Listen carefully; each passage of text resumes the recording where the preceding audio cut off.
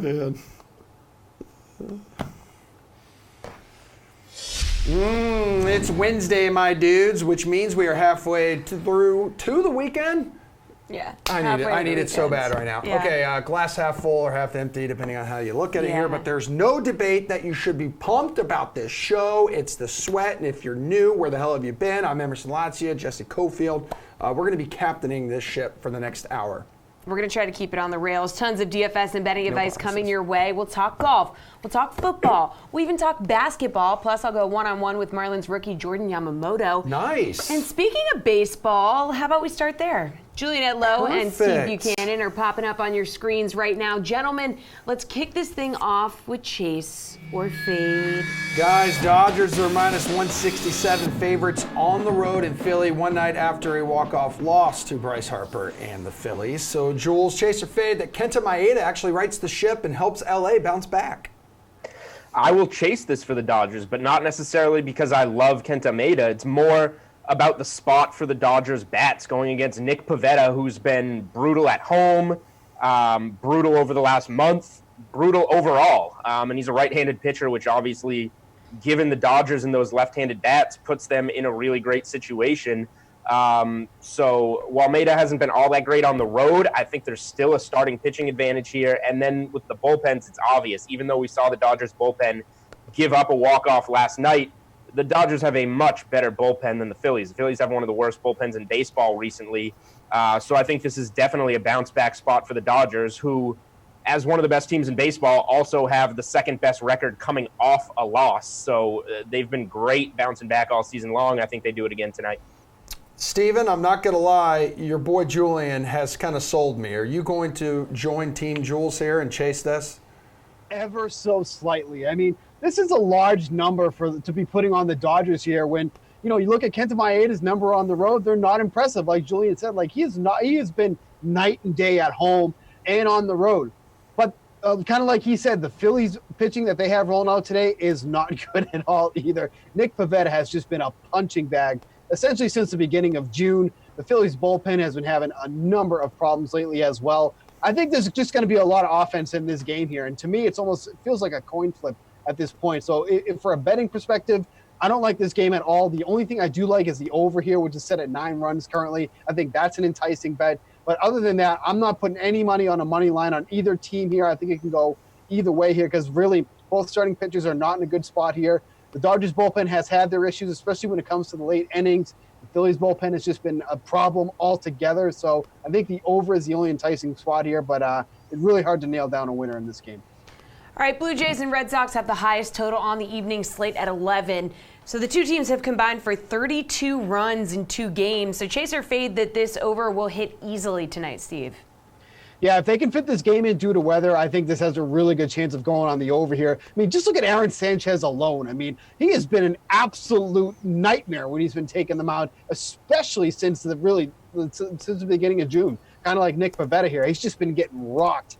And then let's not forget about the Red Sox pitching woes. I mean, every single night it feels like an adventure, just trying to get through 9 innings. Once the start is up, then here comes the bullpen. Who do we got pitching today? Who the hell knows? We don't even know who this guy is. They're just running out random people. Hey, could you have 2 legs? Yeah, come on to the mound. You can pitch for us tonight. That's kind of what it feels like with this Red Sox bullpen at this point. So this is not going to be a pitching duel. Eduardo Rodriguez has pitched his best baseball at Fenway Park. But again, once he's out of the game and that bullpen opens, anything is possible here, especially who the Blue Jays have given the Red Sox a lot of problems this season too as well. So I think 11 runs is definitely obtainable to hit the over on this one. Steve's going for the over. Where do you sit on this one, Julian? Yeah, I agree on the over here. Aaron Sanchez has faced the Red Sox twice this season. Both of those games had 11 or more runs scored in them. And you just look at the pitching. Sanchez has not been good. Some huge run totals, particularly in the month of June. The bullpen, so. It's been a high-scoring series in Boston so far. And then Eduardo Rodriguez, he's been pitching pretty well, but the question really is how deep can he go in this game because the Boston bullpen has been absolutely terrible, and Toronto's taken advantage of that in this series. So the weather's the main concern here, but if we get a late start here in Boston and get this game in, I think that the pitching from both sides does give us a spot to play the over.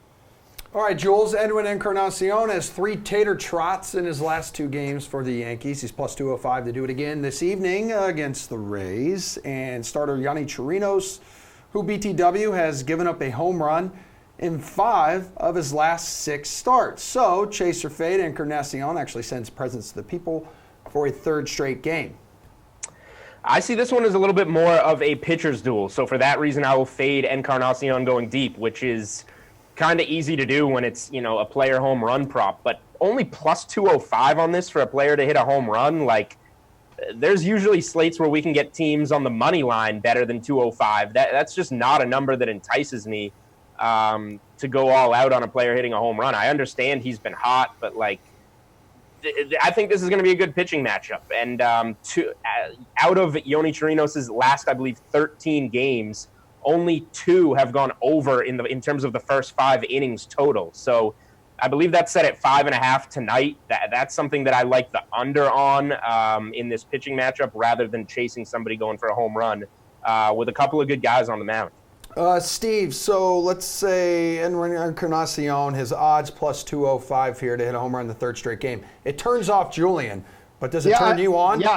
Yeah, I mean, a turn off. Yeah, I mean, Julian turns me off. I mean, the odds turn me off. I mean, there's just not enough to get here. The return on your investment here at plus 205. I mean, I understand probably the recency bias has the odds lowering because he's homered in 2 straight games, but Chirinos has really been pitching well, even away from Tropicana Field. So I don't mind, fading this bet here because I just don't feel like you're getting enough back. I mean, Edwin Encarnacion is probably one of the best power hitters that the Yankees have going right now, and Yankee Stadium is doing him a lot of favors by hitting in that stadium. But I don't love the odds here, and I think Chirinos has a good shot at shutting down this Yankees lineup here tonight. So at plus 205, I need something much larger to be enticed for a home run prop. All righty, good stuff, guys. Hang tight. We're going to put up our bukes later in the show, but coming up is my convo with the Marlins' Jordan Yamamoto. What up? I'm Brendan Glasheen here with your DraftKings Fantasy Flash. It's a contract year for Derrick Henry, so you'd like to think the Titans running back is plenty motivated. There's more incentive for the 25-year-old. Jim Wyatt of the Titans official website reports new offensive coordinator Arthur Smith said he intends to ride Derrick Henry this season. Before you say, not this again, which we can understand because Henry has historically boomed one week, like his 238-yard game last December versus the Jags, and then he would bust the next week. Hear us out. Henry's stellar close to 2018 proved he's capable of some consistency. Why would Smith and head coach Mike Vrabel choose to not build off of that? Also consider Marcus Mariota's inability to stay healthy. Sure, Tennessee signed wideout Adam Humphries, drafted talented A.J. Brown in the 2nd round, add that duo to Corey Davis, Delaney Walker, solid core, but that don't matter with a shaky quarterback. Henry's a much-needed safety valve, and like we mentioned from the top, Henry is a free agent next offseason. If he has a clue, you see Melvin Gordon these days, and then Le'Veon Bell, Henry locks in and flourishes in a lead back role. Welcome back to DraftKings' The Sweat, where we're now joined by Marlins pitcher Jordan Yamamoto. It's good to have you here, Jordan. It's good to be here. All right, so you made your MLB debut last month, and it was a stellar performance. 7 innings, no runs, just 3 hits, 5 strikeouts, and of course you got the win. Can you describe the feelings that you had that night? It definitely was one of those things that, never hit me till the next day. Kind of because I got the call. It all happened from me getting the call to the debut to all that within a matter of 24 hours, so it's kind of crazy. But it was definitely a crazy feeling, a crazy ride, knowing that all these people from Hawaii, all these people in Miami, really got your back, and then they're just there to support you. Well, even outside of your debut, you've been incredible on the mound, just a 1.59 ERA with a 4.0 record. Do you have hopes of becoming the Marlins ace sooner rather than later? I'm not really worried about that. There is no titles in this locker room. It's more about, just communication and just, I guess, the inner squad competitiveness, pushing each other to be better, pushing each other to our limits so that we can go out there as a pitching staff and compete. So you were a part of the trade that sent Christian Yelich away from Miami and to Milwaukee. Does his success with the Brewers motivate you even more to let Marlins fans know that they actually got the better end of the deal? The trade part of baseball really is out of the player's control. It's definitely something that I had no control over. I got the call and I knew I was coming to Miami, and then I just took the most of it. They gave me a new opportunity and a new chance to start, and I just took it and rode with it. It was just one of those things, and I'm just here to win games for the Marlins, and yes, like you said, bring hope to Miami and bring a future here. Okay, now what I really want to know is how much have you gotten to interact with Marlins CEO Derek Jeter, and if you have, what's he like?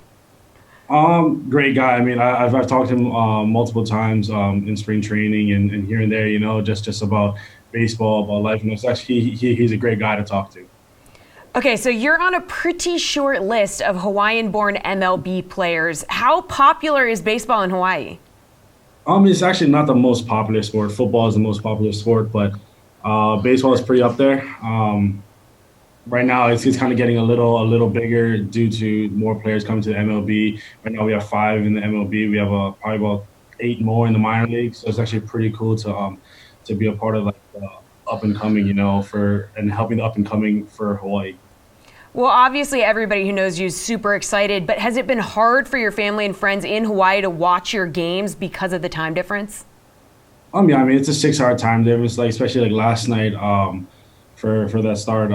My dad couldn't watch because there was a blackout period in Hawaii for the game, so they have to watch the replay.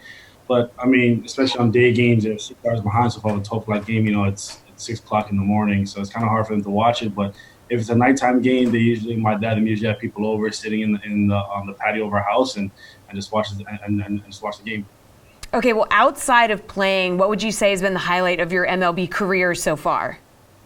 The highlights, I mean, is just traveling. I love to travel. I mean, being able to go to 4 different stadiums, being able to go to 4 different states and kind of, see different cities, meet new people is actually a really cool thing. Okay, so when you were in the minors, you started an Instagram page for your barber skills. Have you cut any of your current Marlins teammates' hair yet? No, we have Juice here. So Juice is the team barber, a great guy, great barber.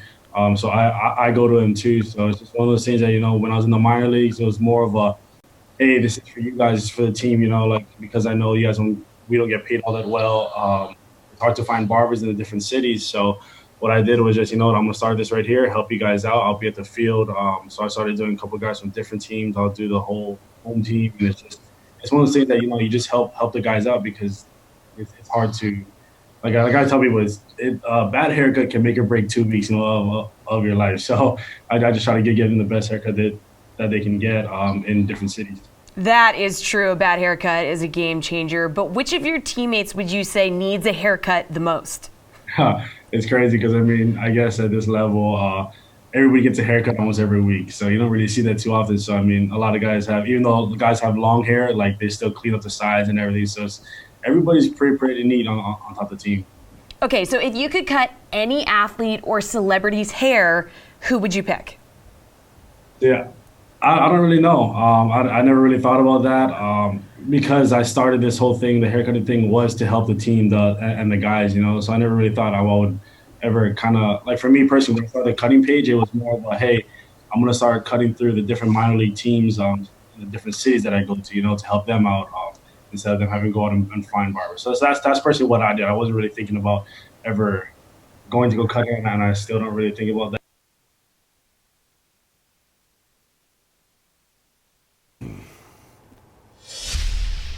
Hello, Jeff Ulrich. A little po' boy on the shirt. Hello, Reed T. Fowler. Just a nice regular blue shirt.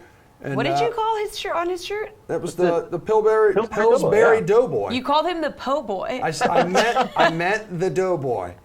He combined the two. And let's give it to Jeff though for not being ready. Again, he's typical. I'm ready. I'm just eating something. It's great. Guys, please focus. We need you to talk about some of the more interesting bets available for the Open Championship that does tee off tomorrow, the British Open.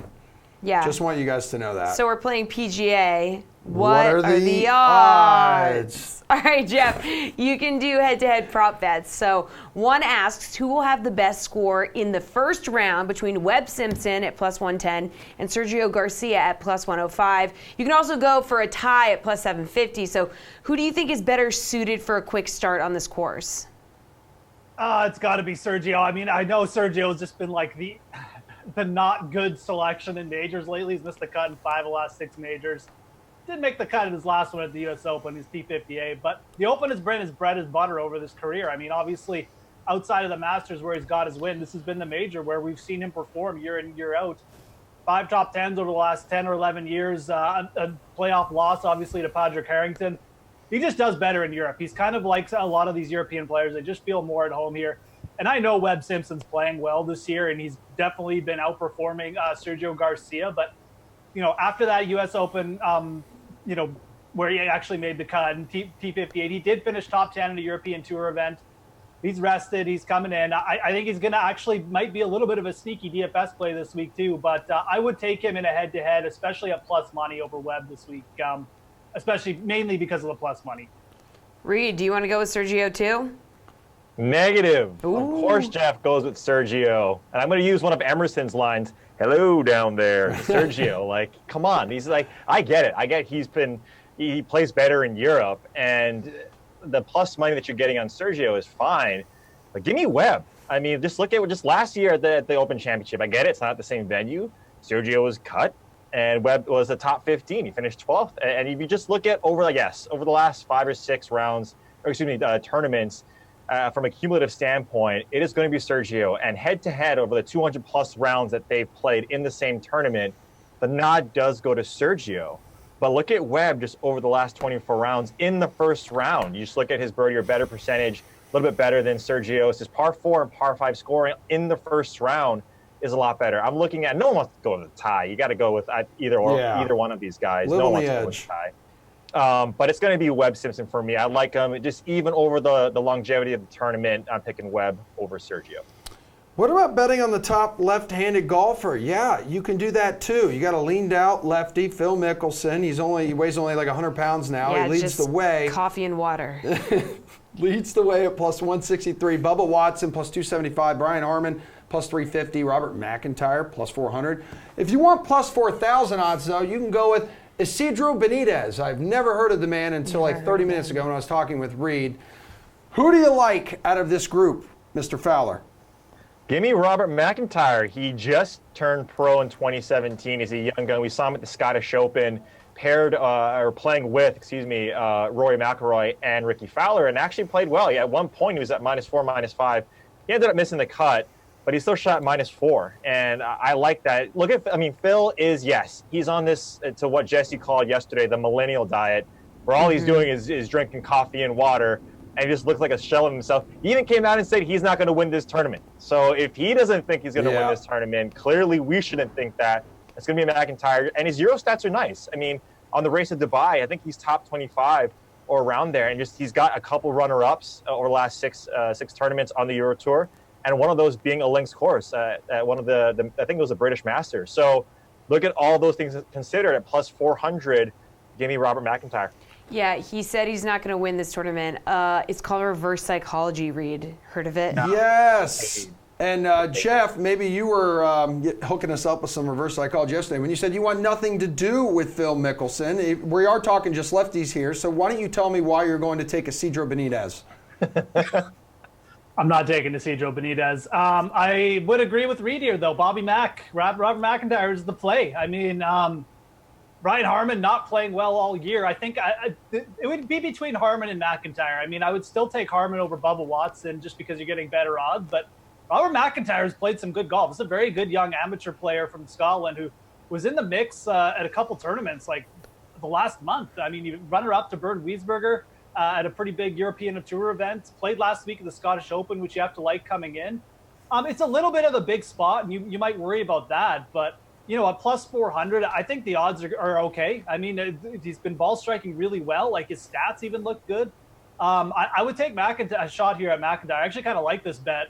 I know we're just talking about it, and these are props sometimes, and some of them are silly, but I think this is actually pretty good value for McIntyre, considering the fact he's coming in with such good form. And the two people at the top of the list, Bubba and Phil, I don't want to say you can write them off, but man, like it's not a good spot for these guys. So I think Robert McIntyre is an interesting prop here. Well, picking the nationality of the winner is one way to cover a group of golfers. So a U.S. golfer brings you minus 150 odds, but England plus 300, Northern Ireland plus 650, and Spain plus 650 offer some better numbers. So what would a smart play be here, Jeff? I mean, this is a little dicey, obviously. I think Australia at plus 900 is really interesting because you get the Day, Leishman, and Adam Scott. I mean, those are three people who legitimately can win this event. So, I mean, you know, obviously we have them down there. I think that's probably your best value, but I am looking at England at plus 300 of this prop as being really interesting. Well, and I think you're probably getting a little bit better win equity because you're getting Justin Rose. You're getting so many like these good mid-tier names, Tommy Fleetwood, Paul Casey. And I'm not even mentioning guys like Fitzpatrick, who could be a bit of a long shot, or Tyrell Hatton, right? So I think England and Australia are probably the two names I'm looking at. I know Spain, you get John Rahm, but you'll really only get maybe Rafa Cabrera-Bello too along with it. So I think Australia might be best value, but I think there's some merit in England if you're really big on the English players there too. Right, they haven't won British Open though since Nick Faldo in '92. Is that correct? An Englishman? Sure.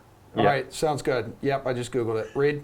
Yeah, this is Ulrich. He's back in form, right? Not ready before the show, eating before the show, right before we get on it, and then naming every single bet that he likes at the props there in the side panel.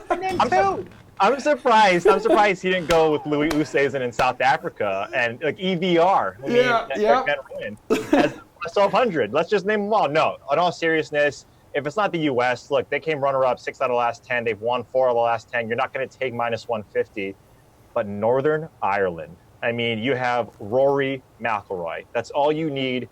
If you're getting plus 650 on that, I mean, it's even if you only get one shot, even if you only like with Spain and John Rahm and RCB, you got a couple, but like Darren Clark, Graham McDowell, these guys aren't necessarily winning it. Then just bet Rory at plus 900 then, Reed. Do a little bit of both. Do a little bit of both. And start. It's called doubling up your money there, Jeffrey, instead of wasting it and burning it like Spain or Australia. Mark Leishman and Adam Scott, these guys aren't winning the tournament. They're nice like top 5 plays. But if I'm betting on someone to win this from a country and it's not the U.S., it's Rory. Hey guys, the Americans, if they win the Open, first time that USA will sweep the majors in a single year since 1982. Wow. I'm just stat there, Emerson. Thank you. Thank you, PGA Tour Communications on Twitter. You can even look at the best senior golfer in the tournament. The list includes 3 former champs at this event. But the one with the best odds is one who hasn't won the stinking thing. Miguel Angel Jimenez at plus 150, also known as the most interesting man in golf. You should check out his stretching videos. You also have former winners Darren Clark, plus 225, won the British in 2011. Tom Lehman, 96 winner, plus 300. And Paul Lowry, 99 winner, plus 600. Which senior player would you look at, Reed? It's going to be the most interesting man, Miguel Angel Jimenez. I believe that's how you pronounce that last Z there. And look at his track record at this tournament too. He's finished 18th in 2016. He missed a cut back in 15 and 14, but then 13th and then 9th in 13 and 12. It's going to be him. Jeff's eating his popcorn. He doesn't clearly care about this segment. It's not going to be Tom Lehman, the guy he's going to say who made the cut at the 3M and he's top 10 in strokes gained tee to green. It's going to be the guy with the sweet ponytail, the guy who can stretch a lot better than all of us. All right, Jeff, I named all of the golfers available here, so you don't have to. Take them all. Now pick one. This is clearly the most exciting prop bet here. Senior golfers we're talking about. That's why I had to get the big bag of popcorn out to celebrate the fact. I love these props, actually, in all seriousness. I mean, these are great betting props. It is senior golfers, though. I mean, I don't know what any of these guys are doing. One of these guys could throw up an 80 or something. Jimenez deserves to be the favorite because he's done so well. He still plays well over in Europe, even at like 55. But I think the best odds are probably with Tom Lehman. Lehman made the cut in Minnesota like 2 weeks ago at a real PGA Tour event. He's actually been playing okay on the senior tour. So if you're getting double odds with Lehman, I think that's actually not a bad bet. I wouldn't put anyone off like just betting Jimenez either. But Lehman or Jimenez. Lehman better on. That's a huge bag of popcorn. I was just going to say that. I'm like, how big is that bag? Or is it just super close to the camera? Like, wow. What type of popcorn is it? What type of popcorn? Fasting. What type of popcorn is it? Juice. The boom. It rhymes with Zoom. He is trying to feed a family of 5. And Yeah, that includes his dog. Is it butter or is it like sea salt? He's a kettle corn guy. It's just salt. Okay, salt. Good to know. I All like right, salt. man. Go All right. hydrate. I'm sure you're thirsty. Yeah, excellent work, guys. We got baseball coming up. In the meantime, here's the latest from the Panel B podcast. The first thing that stood out to me was Robby Ray against the Rangers in Texas. Massive price jump. Huge price jump, but the thing with Ray is you never feel great about rostering him, but he is exactly the type of guy that will give you a big boom or bust score, especially in tournaments. Going against the Rangers, who have the highest strikeout percentage in the league against lefties, is nice. Obviously, Ray has some of the best strikeout potential in the league, and he's kind of settled down a bit. I mean, we've seen him in spurts where he doesn't even go through 4 innings because he's already thrown 120 pitches. But he's on a nice little run right now, and against a team who really struggles against lefties and strikes out a ton against them. He's 10,100 tonight, which, like you mentioned, is a massive price jump for him, but he has the potential to reach value even at that high salary.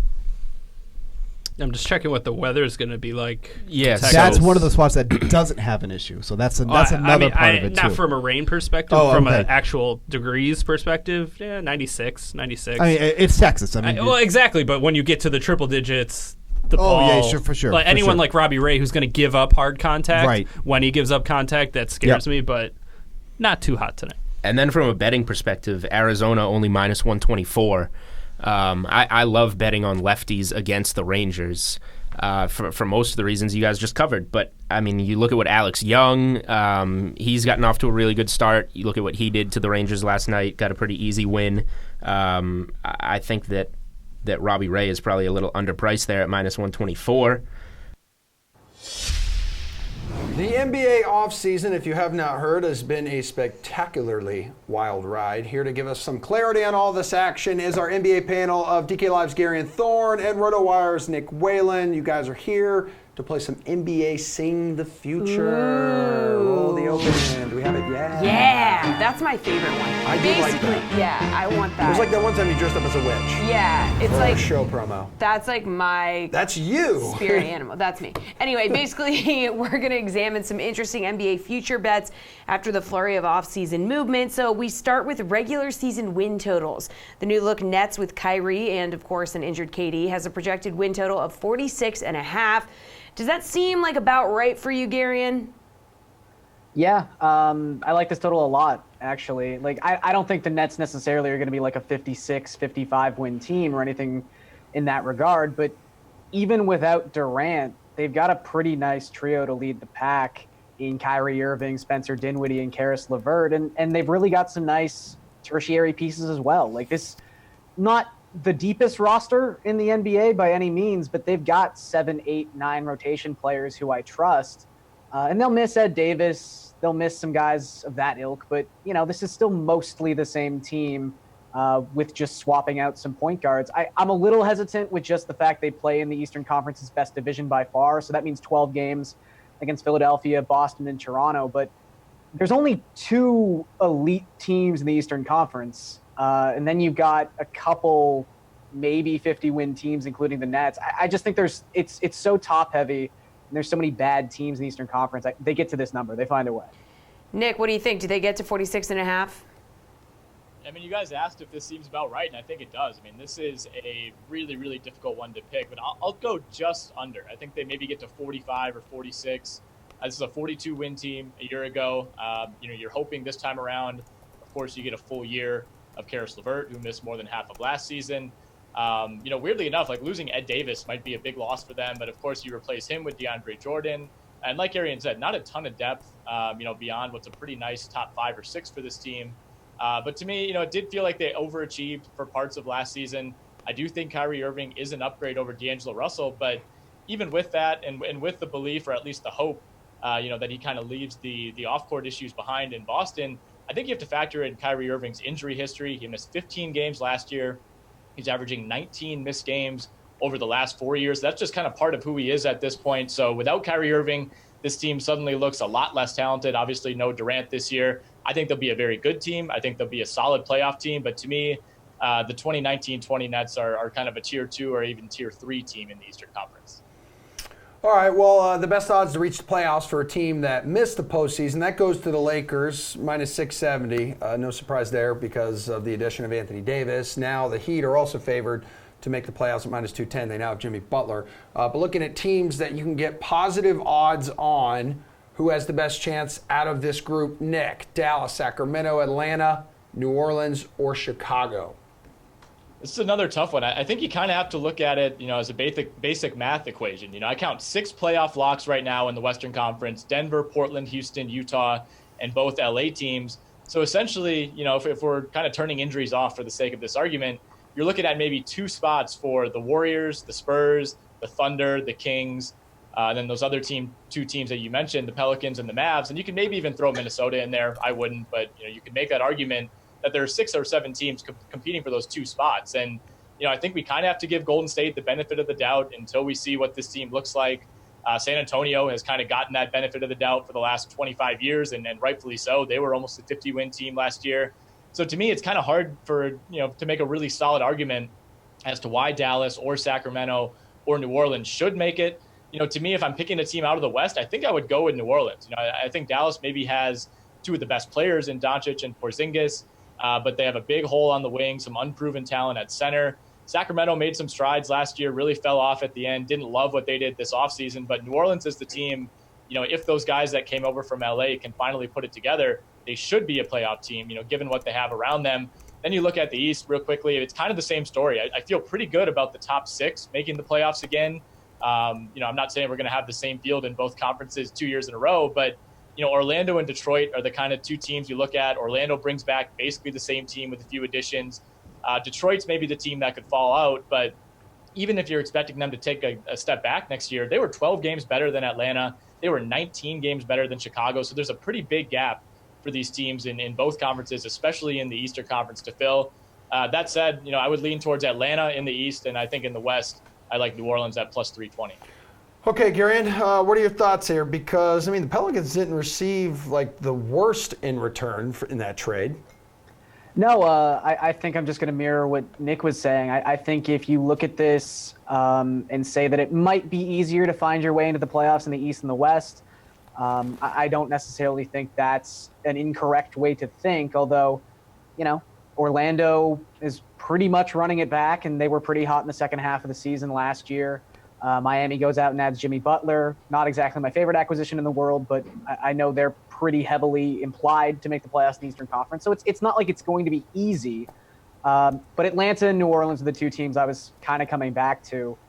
And I just think with New Orleans, they really do have a very good top 8, top 9 players, but it's still kind of theoretical.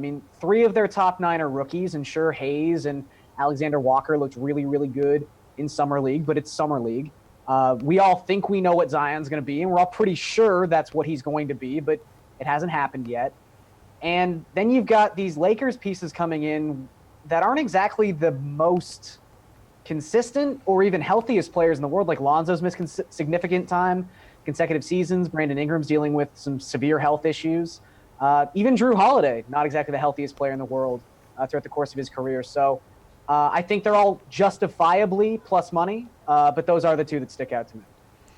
All right, good stuff, you guys. We're doing a fantasy preview of the Bills after you're treated to the Pat Mayo experience. Stenson, Scott, Decky, and Kuchar, all above 20%. I will tell you, the top 5 right now, I'll have this up on DK Playbook a little bit later on as well. It's actually in my DraftKings cheat sheet column right now with the top 6 or 7 players in terms of ownership. But the ones that I have projected right now over 20, the only 2, Scott and Stenson, are the only 2. Now, the fact that I've bet Stenson to win has me reevaluating this entire thing, that I really should have taken Justin Rose, because I always say that Rose and Stenson play well at the same time. This feels stupid on my part now. Yeah, and this is what I talked about in the sweat a couple nights ago. Justin Rose, even though he's complaining about how condensed the major schedule is, this guy's playing pretty well. Granted, and I think a lot of it too is the caddy that he had, Fuchs. He was with them for 10 or 15 years or 11 years. And then all of a sudden he had to step away because of medical reasons. That's going to take some time. It's going to take some time to get used to someone else.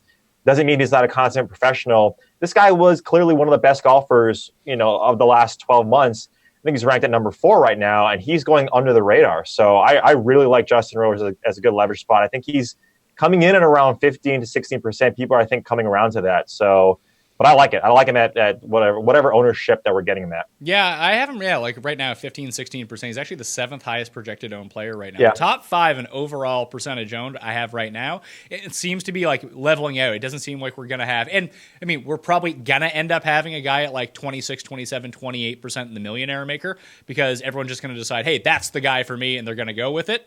But it's hard to project who. It's going to be like one of 5 people right now because everyone's kind of in the same price range. But it's Scott, Stenson, Kuchar, Rory, Cantlay. I mean, 4 of those guys are within $400 of each other. So one of those guys is going to be a lot lower owned than we think, and one of those guys is going to be a lot higher owned than I think. If you had to guess, I think Scott's going to be the highest owned. I think it's going to be Stenson. I think a lot of people are talking him up. His links, just his style of play and his history on the links. I just honestly think it's going to be Stenson. Okay. How do you guys feel about Adam Scott? Good chalk, bad chalk? Rates out pretty good. He's an old man, and he's playing well. I'm in. I'm using Adam Scott. I don't care about the chalk. I've found different ways to differentiate my lineup that I can absorb some chalk with Adam Scott. Yeah, he's playing amazing. And around the green, I mean, I think he's number 1, right, over the last 24 rounds or close to it. He's just playing fantastic golf. I mean, he's sort of bred for this, and you kind of look at these Australian golfers, and that's why Mark Leishman, I think, and you're just doing your research, it translates a little bit over to links courses. That's we like him on a little bit harder courses come the PGA season. But yeah, he's playing absolutely amazing.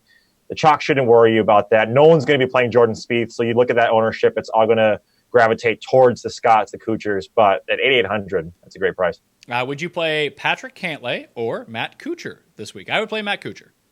Yeah, same here. I think Cantlay's going to be. I think he's going to be runner-up as one of the higher-owned guys. All right. What top player do you think is most likely to miss the cut? This pains me to say it, but I think it's Tiger. Yeah, I would agree. I mean, he's got the favorable tee draw for him. You know, it's going to be in the afternoon, so it's going to be a little warmer. But I just think when you look at him, he just looks exhausted too. Even though he's only played a few tournaments over the last few months, he looks tired. So is Tiger a play or a fade this week? I'm fading Tiger this week. Now, last time I did this was at the Masters, and he won. So maybe this is just the motivation he needs in order to win again. I like Pat Mayo still rocking his Wrangler shirt from our crushing it. Draft Wrangler special. show. Yeah. Good stuff, man. We love all you, are. Wrangler. All right, a panel of DK Live writers and analysts went through every NFL team to decide who they think will be the booms and busts of the 2019 NFL season. So let's continue our series of NFL team previews and focus on the Buffalo Bills. Ooh. Here to do that focusing is DK Live's Gary and Thorne, Steve Buchanan, and Jeff Ulrich. Hang in there, guys. Woo! Yeah, yep. Bills It's Mafia! okay. It's all right. Remember, my wife's from Buffalo, so please let's. It is a garbage town. Speak highly of it. Thank you. Wow. Okay, all right. It's great in the summer. DK Live's panelists predicting quarterback Josh Allen will be their fantasy MVP this season. You like that pick, Garion? I don't don't like anything you're about gonna this go. segment. Look, will Josh Allen at some point this season be a serviceable streaming option? Sure.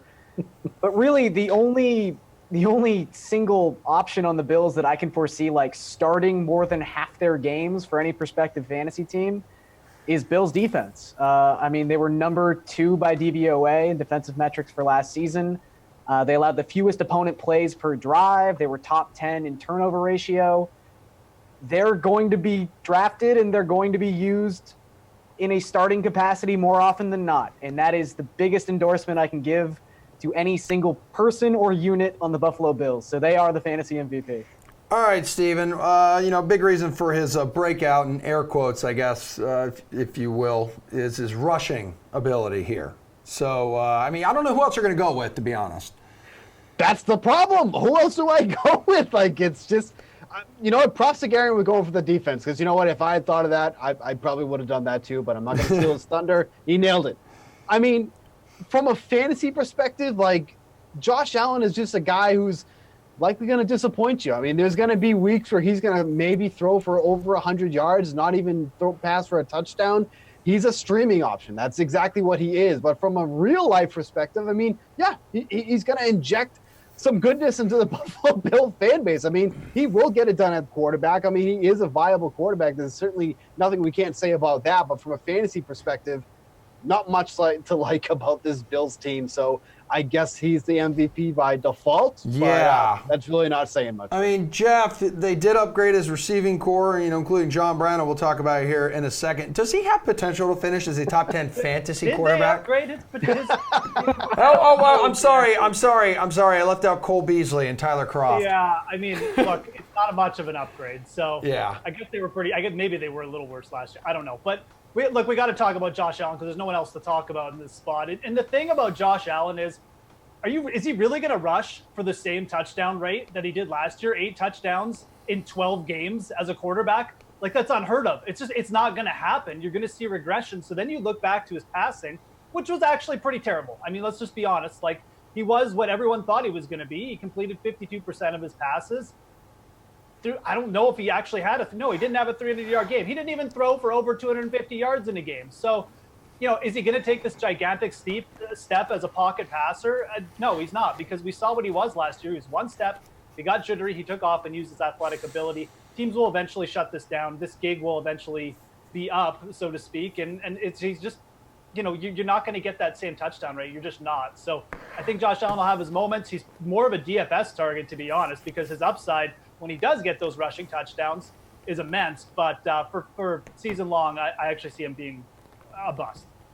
All right, the panel predicts that running back LeSean McCoy will be the LVP, meaning a player who will be overvalued. Do you think that's going to be the case here, Steve?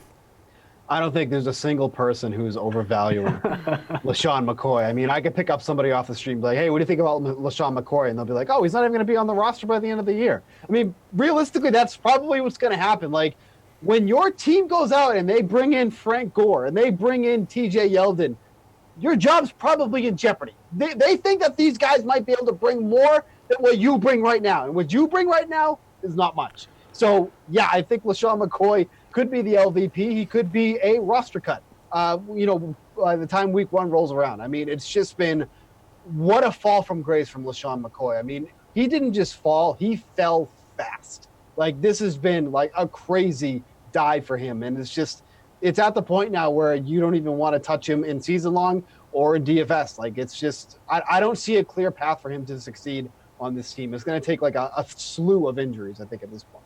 Jeff, no chance in LeSean McCoy being the LVP because no one is valuing him in the first place? I mean, I want to sit here and make some kind of like rational argument where he might actually be valued. He's getting drafted around like an average draft position of like Ito Smith, Jerick McKinnon, Ronald Jones. These guys aren't very good either. I mean, at least LeSean McCoy maybe has like a little bit of a path to becoming a sort of a main carry running back, assuming like maybe Frank Gore gets hurt or one of those other guys just don't work out. I mean, it's not like his competition is that good either. So Steve is right. I mean, look, this isn't a hot commodity or something or a situation you should be banking on working out, but there is still a path here for LeSean McCoy to have a bit of a bounce back year. So I don't know if he's actually going to be the least valuable player. I think it's probably going to be one of these receivers like a John Brown that people are just too up on. I don't have high hopes for LeSean McCoy. This is still the 3rd worst offense in the NFL last year, points-wise we're talking about. But at his average draft position right now, there's still a little bit of hope, I guess I'd throw up. Gary, what do you think?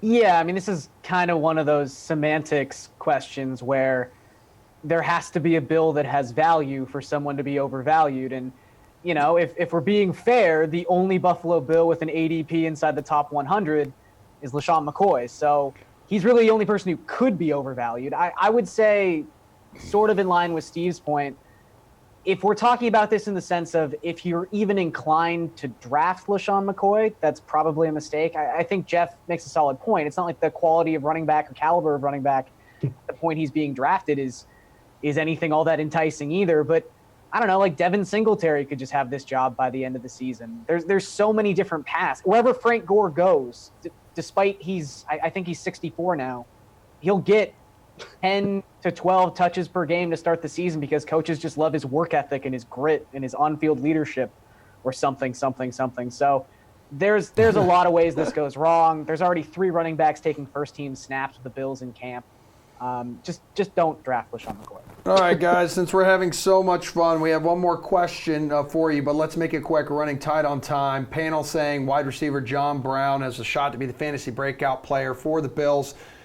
Jeff, you mentioned earlier you don't like this guy. I mean, is that the best choice though? I mean, John Brown has like a 40% completion rate over the last 2 years as a wide receiver. I think Zay Jones is just better. I think Zay Jones is more suited to being a number one target. He's going to be hit or miss too because all the Bills are going to be hit or miss. But I think Zay Jones is going to be the more interesting target. I think he'll be more consistent for fantasy and for DFS purposes. I think if you're making like stacks, I'd rather consider him over John Brown in most spots. All right, Gary, and quickly here. Yeah, I agree. I'd rather have Zay Jones. I'm somewhat upset because Robert Foster's role is probably gone with John Brown in town, and I always viewed him like a poor man's Robbie Anderson, but Zay Jones is just the guy you'd rather have. All right, Steve, bring us home. Tyler Kroft, I think he'll be utilized in the red zone. He's a guy who's been good in the red zone before, back with the Bengals. I think it's a pretty good bounce-back spot for him. All right, that'll do it for football today. Steve, we need you to stick around because you're putting up your bukes next. Hi there, I'm Brendan Glasheen, and with this DraftKings Fantasy Flash, Brooklyn Nets general manager Sean Marks told WFAN Radio Tuesday when he was first talking with Kevin Durant after his announcement to sign with the team, the former MVP said, "I love the system. I love how you guys play. I see how hard you guys play. You were never out of games. We could never take you guys lightly." The system Durant is referring to is actually headed by a former Net. His name is D'Angelo Russell, who was on a mission after being dealt from the Lakers for his immaturity label. Plus, while Damari Carroll and Jared Dudley are just role guys, they were a big reason Brooklyn played hard and why the Nets gave the Sixers some fits in the first round. Carroll and Dudley, for the record, were also the oldest players on that team. The point is, the system is inevitably going to change with Kyrie Irving at point guard. We witnessed just a year ago in Boston, Irving is unproven when it comes to thriving on the floor with young players. After Irving and then DeAndre Jordan, that's all the Nets have next season.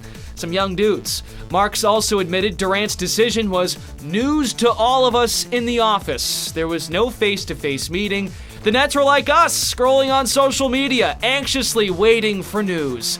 Admire how Marks has handled the arrival of two superstars. Thank you for coming, and I'll just get out of your way. And in to take on DK Live's Julian Edlow in another explosive edition of Put Up Your Bukes. Before we do that, quick DK Live news alert. The Rays and Yankees game tonight has been postponed, gentlemen. Will be made up as part of a doubleheader tomorrow. We're in Boston right now, and I can tell you, I don't know how the hell they're going to play that game with the storms going on. Also, I believe Philadelphia has some. That's been delayed, I'm being told. Also, Instagram is down.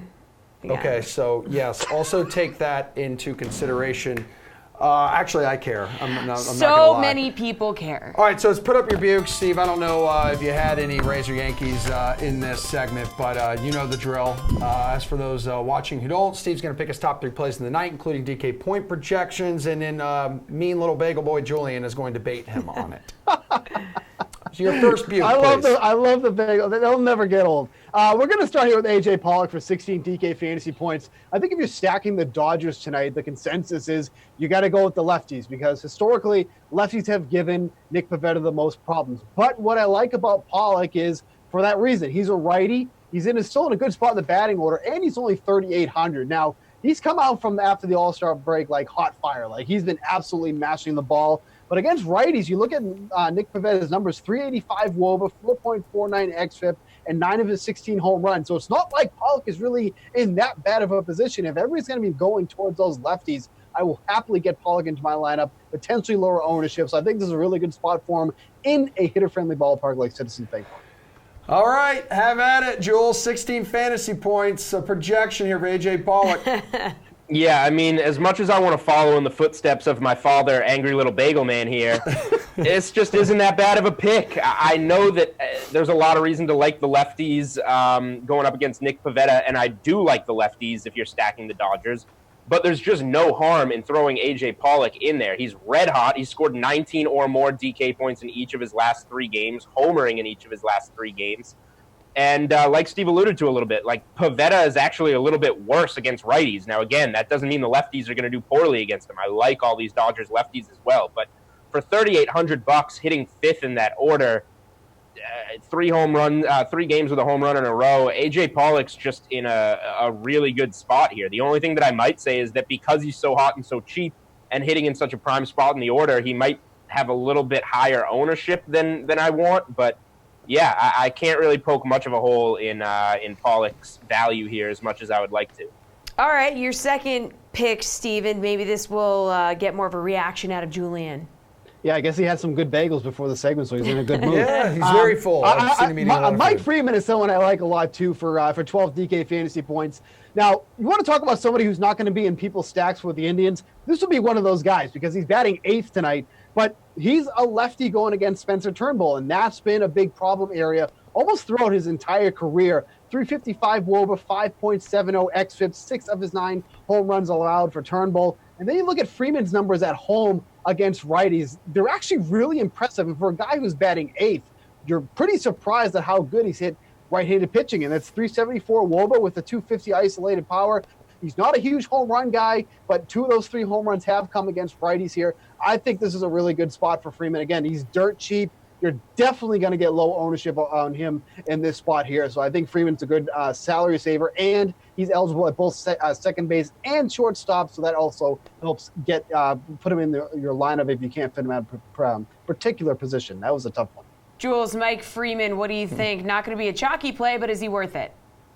So I did have a bagel when I got into the office today. It was an everything bagel with onion and chive cream cheese. It did put me in a good mood. But this pick puts me in a bad mood. Why am I going to pay this much for a guy hitting 8th in the order when I can go cheaper and get Jason Kipnis, also a lefty, who averages more DK points per game, who's just as hot as whatever this guy's name is, Mike Freeman, and he's batting 4th. You want the guy batting cleanup at a cheaper price in the same exact matchup, batting from the left side, than paying down for Mike Freeman. So I don't care how many DK points Bukes projects Mike Freeman for. I project Jason Kipnis for more, so I'll take that value. Wow. Way to show some emotion. That did get more reaction. Thank you, Emerson. Thank you, Jessie. Yeah. You got one more Buke for us here, Steven? He says, I don't know how many points he projected, but I'm going to project more. That's definitely advice you want to take, folks. Not an idiot. Go get another. Play Jason Kipnis, not Mike Freeman. That makes sense. He's in a better spot. Jesus. Let's go with Brad Miller here for 10 DK fantasy points. Reed is loving this segment. He's batting 5th tonight, only 3,300. You know, this is not somebody who starts very often. I mean, more times than not, he's on the bench. Just recently joined with the Phillies, but I like this spot for him against Kenta Maeda because, like we said at the top of the show, lefties on the road give him a lot of problems, and Brad Miller has that power. He's someone that can park the ball. We don't really see it often because, like I mentioned, he's not somebody that starts very often, but injuries for the Phillies have put him in the starting lineup here. I don't see how you can go wrong here with how cheap he is, batting 5th. If Julian tries to poke holes in this one, then he's just lying to all you people, and he's just doing it for the content because you can't say no to this one here. But go ahead, Julian. Let's hear what your bagel knowledge has to say about this one. Cream cheese. Well, if you go through Brad Miller's game log, he does have a lot of bagels in there, 0 DK points. Oh, wow. Touche. That was good. Most of those, I will give you credit, are because he pinch hit and only got 1 at bat. So, look, Brad Miller, he kind of sucks. That's why he's $3,300. But he is a lefty going against, we talked about off the top of the show when betting on the Dodgers, Kenta Maeda not all that good on the road. So he is in an opposite-hand matchup with dual position eligibility. And like AJ Pollock, very cheap and hitting 5th. So $3,300 hitting 5th, dual position eligibility. As long as this game doesn't get rained out in Philly, yes, Brad Miller is a good value on this slate, despite all those bagels in his game log. The 2 of the last 3 games that he's started, he has homered in. He had 16 DK points his last game, and a few starts ago he had 23 DK points. So when he does get a full game of at-bats, he has the potential to produce. All right, gentlemen, slate approved pick time. Who's it going to be, Steve, your lock of the night? I really like the Dodgers tonight. I think stacking the Dodgers, weather pending, is definitely the play for here tonight. Jules, slate approved. My favorite spot on this slate overall is just everything about the Indians against this terrible Tigers team. So Mike Clevenger for under 10 grand, I think, is a great play. I think the Indians also have a lot of value in stacking as well. So just give me everything and all things Indians. All right, good stuff as always, you two. You are both free to go. Jesse and I will be right back with Jeff and Reed for PGA Pin Placement. Hey, it's Brendan Glasheen, and with this DraftKings Fantasy Flash, a player who is friendly with Aroldis Chapman told Ken Rosenthal of The Athletic that the left-handed closer is 1,000,000% planning to opt out of his contract after this season. Chapman signed a 5-year, $86 million deal with the Yanks in 2017, so he's currently in year 3 of that deal. Thing is, each of the last 2 years of the contract is a player option at $15 million per. So if his friend is speaking gospel, Chapman's willing to leave $30 million on the table by opting out. The 6-time All-Star turns 32 in February, so an opt-out is a tad risky. Rosenthal brings up a good point. Craig Kimbrell signed a 3-year, $43 million contract with the Cubs last month after holding out much of this season. Kimbrell's 31. He's been in the league 10 years, just like Chapman. So he figures he can easily secure a multi-year deal this offseason and collect more guaranteed money with another year or two, more than that $30 million. He's been healthy. He's been staying out of trouble since that suspension in 2016. And seeing how successful the Yankees have been this season, seems it's a no-brainer to lock him up. Last block of the show, congrats on making it this far. I've almost killed Emerson like 3 times, but that's par for the course. And that's just part of the show. You should have seen how mad she was at me before the show. Oh, man. Well, speaking of pars and courses, perfect segue. How about we wrap this thing up with our golf gurus, Jeff, Snack Monster Ulrich, and Reed Fowler. Time for PGA pin placement. So you two are going to predict finishing places for the following golfers ahead of the British Open. And Jeffrey, you will start. Where do you think Justin Rose finishes? I saw you on Twitter. I know you're not super high on him after he was kind of whining about the major schedule. Doesn't really like how they're all so close together. Major whining from Justin Rose this week about the major schedule being too tight. It's the same as it was last year. They just moved it up a month from March to July. Who cares? Justin Rose, I don't like Justin Rose this week. I know he contended at the U.S. Open, but it was kind of like a charade. I mean, it was like a mirage. He didn't ball strike all week. He just scrambled like an insane person. And you saw that kind of crumble on Sunday there where Gary Woodland took it away. But in all seriousness, Justin Rose has been really up and down all year. I know he's got the win early, but I don't really love this. I don't love the fact he's coming in. Hasn't played since the U.S. Open, so we don't really know exactly if he straightened out the ball striking or not. And then his only comments have been about the schedule. So I'm going to say T43 for Justin Rose. All right, Fowler. Wow, you got him higher then? Child, please. Come on. Yes, I do. I got him for at least a top 10 finish here. And just reading the tea leaves, I get it, and I don't like those comments either.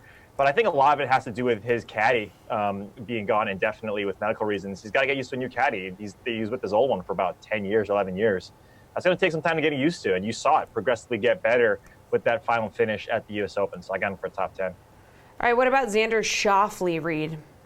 I mean, this guy is he is Brooks Koepka Jr. He's not Brooks Koepka light because he is a guy that's performing at these top tournaments. If you go all the way back to the Century Tournament of Champions, WGC, HSBC, I think he missed a cut at the Players, but the Masters, PGA, all of these big tournaments with tough fields, WGC Mexico, the guy performs. And so I got him here for a 5th place. I think he performs yet again. And the stuff that we saw last year for him that wasn't necessarily up to snuff, like the around the green games, that has improved drastically. I really like him this week. Jeff, we got Reed putting him at 5th. What do you think? Yeah, no, I mean, Xander's one of about, 10 to 12 people who I think have a very, very legitimate shot at winning this week, and it wouldn't shock me at all if he walked away with it. At the same time, it looks like it's going to be really windy this week. He hasn't played over in Europe, which I really don't like. I wish he had played like the Scottish or the Irish and come over. He doesn't have that much links experience. And I just feel like it's going to be one of these veteran players that steps up in these conditions and not a guy like Xander. I still like him this week. I think T12, T10 around there wouldn't shock me because he peaks so well for the majors, but not my choice to win necessarily. All right, where are you going on Justin Thomas, Jeff? Starting to run tight on time, so make it quick. Same kind of situation with Justin Thomas. I like him. I like the fact he's playing well. His ball striking. He did play the Scottish, but it's going to be windier, a little bit tougher conditions this week. So I'm going to say around T16 for Justin Thomas. Okay, Reed, T53, miscut to start his Open career. Yeah, I'm with Jeff here. I think there's a lot of public sentiment on JT. I think these are one of the years that the second part of it we can kind of exclude from his track record. He's an amazing golfer, but just not here, so I got him for 25th. All right, take us home with your slate-approved pick, Reed. It's going to be Dustin Johnson. He's coming in low-owned for Dustin Johnson. Price tag is very generous. When the wind gets up, like Jeff mentioned, he plays extremely well. So give me DJ. I don't know. Jeff. I watched a little bit of his practice round today. Not good. I'm going to go with Paul Casey. I mean, again, I talk about these veteran players at tougher conditions. I think it favors a guy like Paul Casey who's got a top 10 in the Open. He's got to win on the year. I think he's very under the radar, and I think this tournament could really end up well for him. Now, when I was watching Golf Channel earlier today, Paul Casey did look good during his practice round. I just want everyone at home to know that. So I built a award-winning roster for my golf lineup, and good luck to everyone within my contest because I'm going to destroy you. Tom Lehman? No, the answer is no. But all right, take this offline. Take this offline. The sweat will be back tomorrow at 6 p.m. Off the line.